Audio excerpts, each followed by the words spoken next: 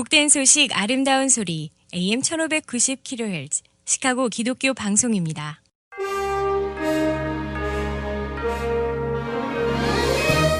여러분 안녕하십니까? 10월 14일 수요일 KCBS 헤드라인 뉴스입니다. 미 대선이 약 3주 앞으로 다가온 가운데 1200만 명이 넘는 유권자들이 이미 우편투표나 사전투표를 마친 것으로 파악됐습니다. 미 선거 프로젝트 집계에 따르면 어젯밤 기준 현재까지 미국 내 50개 주와 수도 워싱턴 DC에서 대선 우편투표 및 사전투표에 참여한 사람은 1243만 1300여 명에 이릅니다. 이 가운데 우편투표 참여자는 576만 6500여 명으로 전체 신청자 약 5143만여 명의 12.7%가 투표를 마친 것으로 조사됐습니다. 지역별로는 경합주인 플로리다주에서 현재까지 178만여 명의 유권자가 우편투표를 마쳐 4년 전 선거 대비 60%가 넘는 우편투표 참여율을 보이고 있습니다. 또 민주당 강세 지역인 버지니아주에서도 97만 7천 명이 조기투표에 임해 2016년 기록을 넘어섰습니다. 다른 경합주인 미시간주 역시 현재까지 106만여 명의 유권자가 조기투표에 참여해 4년 전 같은 기간 대비 3배 이상 늘었습니다. 위스콘신주에서도 71만여 명이 우편투표에 참여한 것으로 집계됐습니다. 신종 코로나 바이러스 음성 판정 이후 유세 일정을 강행한 트럼프 대통령이 슈퍼맨을 거론하며 재차 회복을 과시했습니다. 트럼프 대통령은 어제 유튜브 도널드 트럼프 채널로 생중계된 펜실베니아 유세 연설에서 군 병원 입원 기간 받은 치료를 거론하며 정확한 치료제가 뭔지 모른다면서도 나는 그걸 맞았고 빨리 좋아졌다며 슈퍼맨이 된 것 같다고 말했습니다. 트럼프 대통령은 또 행정부의 코로나19 초기 대응에 관해 우리는 옳은 일을 했다라며 우리는 200만 명의 목숨을 구했다라고 주장했습니다. 그는 중국발 여행객 입국 금지 조치 등을 주요 대응으로 홍보해왔습니다. 또 우리는 곧 백신과 치료법을 보유할 것이라고 공언했습니다. 그는 또 우리는 백악관에서 4년을 더 얻어낼 것이라고 11월 대선 승리를 자신했습니다. 미 대선을 앞두고 버락 오바마 전 대통령이 민주당 조 바이든 후보 지원을 위해 출격합니다.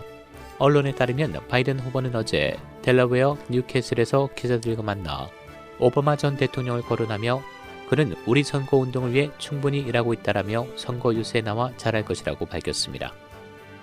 오바마 전 대통령은 민주당 전국위원회 선거 광고에도 출연할 예정인 것으로 알려졌습니다. 오는 11월 대선을 앞두고 바이든 후보는 일부 여론조사에서 트럼프 대통령을 17%포인트 차로 앞서는 것으로 조사되고 있습니다.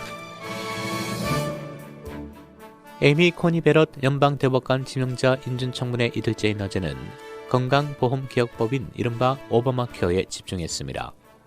민주당 의원들은 청문회에서 여성의 낙태 권리를 인정한 로데 웨이드 판결, 성소수자들의 권리, 11월 3일 대선 결과, 오바마 케어, 인종차별, 청기 소유를 허용한 수정헌법 위조 등 여러 쟁점에 대한 질문이 이어졌습니다. 베럿 지명자는 판결에 정치적 어젠다를 가져오지 않고 앞으로 판결에 대해 백악관에 어떤 약속도 하지 않는다고 강조하면서 쟁점과 관련한 직접적인 답변은 회피했습니다. 민주당은 법관은 법을 해석해야지 정책을 펼쳐서는 안 된다고 주장하며 공화당은 보수적인 베럿 지명자 인준을 강행하면서 반대로 행동하고 있다고 비판했습니다. 그레첸 위트머 미시간 주지사 납치 음모를 꾸몄던 극우 무장단체 소속 인물들이 역시 민주당 소속인 랩 노덤 버지니아 주지사 납치도 모의했다는 FBI 증언이 나왔습니다. 언론 등에 따르면 FBI 관계자는 어제 미시간 주지사 납치 모의 혐의로 기소된 무장단체 구성원들에 대한 법정 기일에서 이런 지수를 내놨습니다. 국무부 대변인이 방탄소년단을 향해 긍정적인 한미 관계를 거론하며 감사 트윗을 보냈습니다. 모건 오테이거스 국무부 대변인은 오늘 자신의 트위터에 BTS 트위터 계정을 태그하고 긍정적인 한미 관계를 지지하는 활동에 감사한다라고 밝혔습니다. 앞서 코리아 소사이어티는 지난 7일 BTS의 제임스 벤 플리트상을 수여했고 당시 수상 소감에서 리더 RM은 한국전쟁 70주년을 거론하며 양국이 함께 겪었던 고난의 역사와 많은 남성과 여성의 희생을 영원히 기억해야 한다라고 말했었습니다. 이를 두고 중국 관영 언론은 중국 본인의 희생을 무시한다는 주장을 했으나 오히려 이런 주장이 트집 잡기라는 역풍이 일자 관영 황구시보는 관련 기사를 삭제했습니다.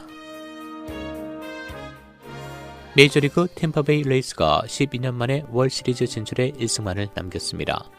템파베이는 어제 열린 아메리칸 리그 챔피언십 시리즈 3차전에서 휴스턴 애스트로스를 5대2로 승리해 3전 전승을 이어가며 12년 만에 아메리칸 리그 정상 1승만을 남겨놓았습니다. 내셔널리그 챔피언십 시리즈 2차전에선 애틀란타 브레이브스가 LA 다저스에게 8대7로 승리해 시리즈 전적 2승 무패로 앞서가고 있습니다. 템파베이는 오늘 오후 7시 40분 애스트로스와의 아메리칸 리그 4차전 경기를, 브레이브스는 오늘 오후 5시 5분 LA 다저스와의 내셔널리그 3차전 경기를 갖습니다. 로리 라이프 시카고 시장은 어제 에미 코니 베럿 연방 대법관 지명자 상원 인준 청문회에서 궁극적인 결론을 내겠지만 베럿이 대법원의 자리에 앉을 때 동성 결혼의 미래에 대해 우려하고 있다고 말했습니다. 딸에게 뭐라 말해야 할까? 나와 아내가 더 이상 결혼하지 않는다고 말해야 하는가? 우리는 법적으로 더 이상 결혼한 것으로 인식되지 않는가? 그것은 위험하고 위험한 영역이라고 로리 라이프 시카고 시장이 말했습니다.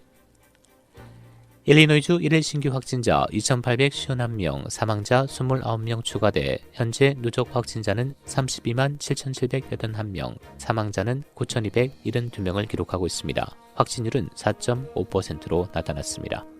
한편 시카고시는 인디애나주와 로드아일랜드, 뉴멕시코, 노스캐롤라이나주를 자가격리 지역에 포함시키고 일리노이 주민은 인디애나 여행을 자제할 것을 강력히 공고했으며 현재까지 여행 후 자가격리 지역은 26개주입니다.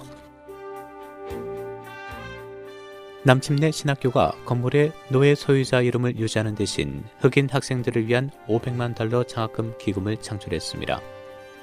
루이빌 켄터키에 있는 서던 베프티스트 컨벤션의 대표 신학교인 남침내교회 신학교 지도부는 학교 건물에 노예를 소유한 학교 설립자의 이름을 유지하는 대신 아프리카계 미국인 학생들을 위한 $500만 장학금 기금을 마련하기로 했다고 발표했습니다. 날씨입니다. 오늘 대체로 흐리고 오후엔 강한 바람도 불겠습니다. 낮 최고 76도, 밤 최저 47도. 내일은 기온이 40~50도대로 내려간 쌀쌀한 흐린 날씨 보이다 오후 들어 맑아지겠습니다. 낮 최고 54도, 밤 최저 35도.